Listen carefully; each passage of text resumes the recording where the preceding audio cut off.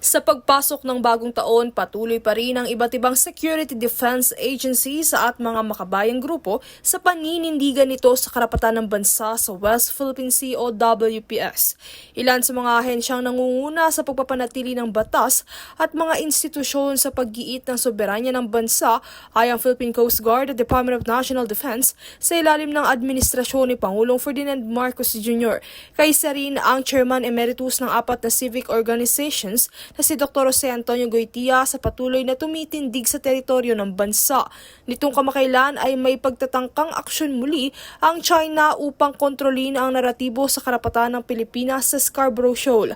Nito kasing mga nagdaang araw, ilang mga ulat malapit sa China Embassy ang naglalarawan sa Beijing bilang tagapangalaga ng Scarborough Shoal habang ang mga pangingisdang Pilipino at presensya ng Pilipinas ang ginagawang problema. Ayon kay Goytia, hindi nito mababago ang katotohanan na nasa loob ito ng Exclusive Economic Zone ng Pilipinas alinsunod sa arbitral ruling noong 2016.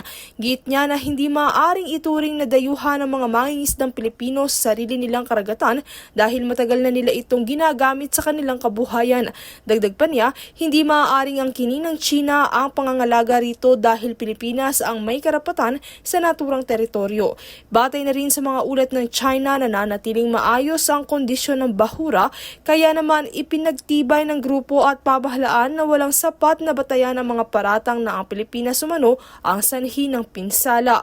Samantala patuloy ang PCG at DND sa maigting nitong pagbabantay, pagprotekta at pagtindig sa mga karagatan ng bansa alang-alang sa soberanya at karapatan nito.